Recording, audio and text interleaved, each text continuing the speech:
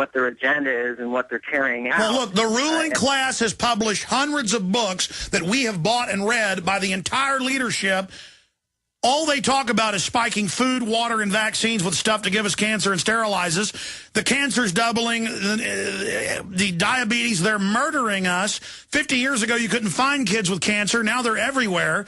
I see children in public at restaurants. Half of them look like they're mentally retarded. They're murdering us, and we can't get mad at the public for being ignorant and dumbed down. They've been under chemical and biological and radiological attack. They've been putting radiation particles in our drinking water for 50 years. I mean, they're killing us. Of course we're screwed up. I'm sorry, go ahead. Yeah, and so here's what I wanted to say. You know, there's one element of the New World Order's agenda. You may have touched on this briefly, but I haven't heard you cover it at length. And I'm not being like the guy I called earlier, trying to get you to do things when you're already so busy. People that accuse you of not doing enough. That's a facade. But here's what I want to say. You know, back in the 30s through the 50s, the Rockefellers and the Ford Foundation funded what became the catalyst to destroy the moral foundation of this country. Yeah, they funded the fake. They funded the fake counterculture. No, not even that. The work of Alfred Kinsey. This guy single-handedly destroyed the moral foundation of our country and set us up to be the willing slaves of the New World Order. No, and he wrote books and said that was his plan. And then was it Skinner or was it Kinsey? I've read it, who wrote Beyond Good and Evil. And then they talked about one of them kept his son in a box till he died, and that's hailed as loving and liberal. I mean, I know these people are just absolutely monstrous. They promote pedophilia, you name it. Well, the thing with Kinsey is, Alex, I mean, you talk today about abortion, and we have divorce and, you know, out-of-wedlock births and, you know, on and on. I mean, the pedophilia. And folks think it's all cute and funny. Well, you notice with all that comes depression and collapsed society. So, folks, you think it's cool? You're going to get a front row seat to hell.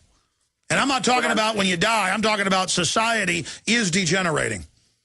Right. And what I'm saying is, though, in the porn industry, this is all tied into the work of Alfred Kinsey. And there's a woman, Dr. Judith Reisman. You go to KinseySyndrome.com. She's done tons of research because one of her child was molested, and that's how she got into this. And the porn industry, I mean, vehemently opposed her. And, Alex, I'm telling you, this guy Kinsey is the key to where we're at in America today. The globalists know this. They funded him, and they got all the laws on the books changed in the U.S. penal system now against sex crimes. And, you know, we've got all this other stuff going on, and it's because of the work of Kinsey. And so if people will check that out, man, you're going to find out that that's really why we're No. They admit that they want to destroy every basic underpinning so they can remake us in their image, which is absolute hell. Hell on earth. Let's talk to Michael in Florida, another caller from Florida. Welcome, Michael. Hey, Alex. Yes, sir. Yeah, you and your guests, you guys are right on point. You know, I see a lot of these things happen. I'm white, black, and Native American. And, you know, when my wife was pregnant, she used to, you know, disrespect me and be like, I'm going to abort the child and stuff. And, you know, she went ahead and sicked the child support people on me just to, like, and gives me war about... No, under the fake liberal system, they admit this. When they set it up 100 years ago, they said the women will be the house slaves. We will train the women to go to the state, and that the state's really their husband. And then that's why a lot of women are like, I'll use the state on you while they're drinking their bisphenol A that's going to give them breast cancer, while they're feeding their baby in bisphenol A that's going to make the boy effeminate. What I wanted to say about this conspiracy, because I heard you talking to the dude, you watch YouTube and all this little stuff he was saying. It's like they want to support lies, okay? And if by uncovering these things, there's a paper trail that goes back not only to the money in this country, but documents, books that they wrote. You know, I hope you revamp some of your videos, because a lot of things that you said have actually happened. So people saying conspiracy versus what actually is, that needs to get out there. No, I hear you, sir. Fall of the Republic, Obama deception, made 2 years ago, all came true. I mean, you watch those, it's like we had a time machine and took you into the future. I saw this a few days ago and never knew really what to make of it, but I'm going to cover it now. All non-Africans part Neanderthal, genetics confirm. Is your heritage is a non-African, you are part Neanderthal, according to a new study in the July issue of Molecular Biology and Evolution. Discovery News has been reporting on human Neanderthal interbreeding for some time now, so this latest research confirms earlier findings. Damien Labuda of the University of Montreal's Department of Pediatrics and CHU Santa Justine Research Center conducted the study with his colleagues. They determined that some of the human X chromosome originates from Neanderthals, but only in people of non-African heritage. This confirms recent findings suggesting the two populations interbred. Labuda was quoted as saying in a press release, his team believes most, if not all, of the interbreeding took place in the Middle East. What's the Bible say? It says there were different groups of humans that intermarried, and the sons of men manipulated the genes. While modern humans were migrating out of Africa and spreading to other regions, the ancestors of Neanderthals left Africa 400 to 800,000 years ago. Who knows if any of that's true? Evolved over the millennia, mostly in what are now France, Spain, Germany, and Russia. They went extinct or were simply absorbed into the modern human population about 30,000 years ago. Neanderthals possessed the gene for language and had a sophisticated music, art, and tool craftsmanship. See, the eugenicists, that's why they think whites are superior. They've been saying this for 100 years, that Northern Europeans are part Neanderthal and have different brain makeup. So they have not been all that unattractive to modern humans at the time. In addition, because of methods were totally independent of Neanderthal material, we can also conclude that previous results were not influenced by contaminated artifacts. And this work goes back nearly a decade ago when Labuda and his colleagues identified a piece of DNA called haplotype in the human X chromosome that seemed different. They questioned its origins. Fast forward to 2010 when the Neanderthal genome was sequenced. The Human Genome Project, boys and girls, the eugenicist operation. The researchers could then compare the haplotype to the Neanderthal genome as well as the DNA of existing humans. The scientists found that the sequence was present in humans across all continents except for sub-Saharan Africa and including Australia, the Aborigines there. There is little doubt that the haplotype is present because of the mating with our ancestors of Neanderthals, said Nick Patterson of the Broad Institute of MIT and Harvard University. Princeton did not participate in the latest research yet. This is a very nice result, and further analysis may help determine more details. David Reich at the Harvard Medical School, geneticist, added, Dr. Labuda and his colleagues were the first to identify a genetic variation in non-Africans that was likely to have come from an archaic population. This was done entirely without the Neanderthal genome sequence, but in light of the Neanderthal sequence, it is now clear that they were absolutely right.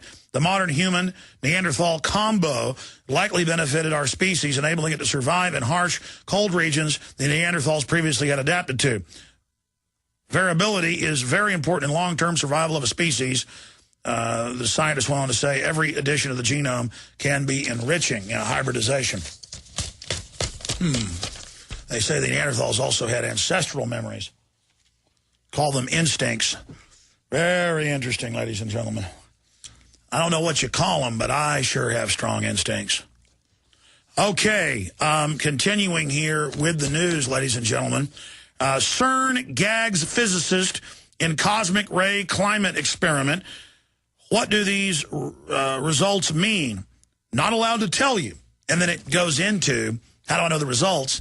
It says they found basically the same thing that the previous studies did by separate scientists working on this project, and they found more than 20 years ago, hey, it's not potash or volcanic ash that's the main driver of nuclei that helps form droplets. It's different particles, mini meteorites by the billions that come into the atmosphere, other tiny particles, charged particles, solar radiation, the list goes on, coming in. And that's why, obviously, when you're facing the sun, there's a lot more of these and cloud formation during the day, not just causing evaporation. And they don't like this. That's why the UN came out 2 years ago and said, look, and I'm going to your calls in a minute, said, hey, it's our carbon tax event, Copenhagen. We're going to have a vote here of the politicians that the sun does not affect climate. It's all humans. And they struck the gavel and said, that's right. We vote the earth is flat. Copernicus is wrong. And now when CERN finds this, and this is in the Register newspaper, they're not allowed to report their findings. But then it says that it was researching the other findings that found it's the main driver. See, if they can't blame climate change, which is, of course, the climate's changing all the time. It was once one continent. Pangea. I mean, did humans doing that? Did cows flatulating do that? No. Cows didn't exist then. CERN gags physicist in cosmic ray climate experiment. The chief of the world's leading physics lab at CERN in Geneva has prohibited scientists from drawing conclusions from a major experiment. The Cloud Cosmic Leaving Outdoor Droplets experiment examines the role of energetic particles from deep space play in cloud formation. Cloud uses CERN's proton cyclotron to examine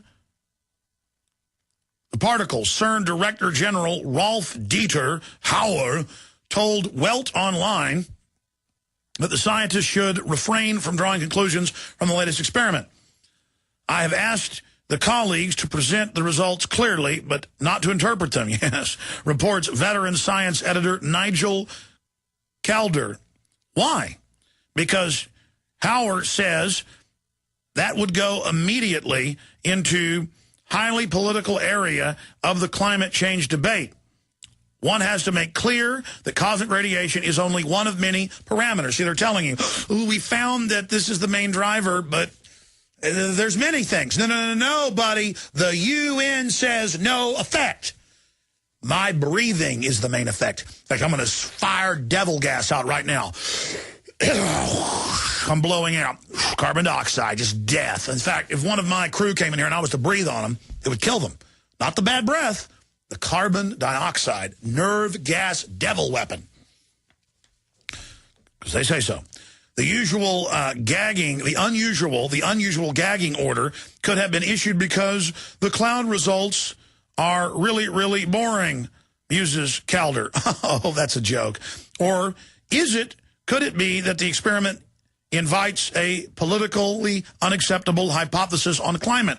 The cloud experiment builds on earlier experiments by Danish physicist Henrik Savesmark, who demonstrated that cosmic rays provide a seed for clouds. Tiny charges and changes in the clouds covering the Earth cover, tiny changes in the Earth's cloud cover could account for variations in temperatures of several degrees. The amount of ultrafine condensation nuclei, UFCN material, depends on the quality of the background drizzle of the rays, which varies depending on the strength of the sun's magnetic field and the strength of the Earth's magnetic field.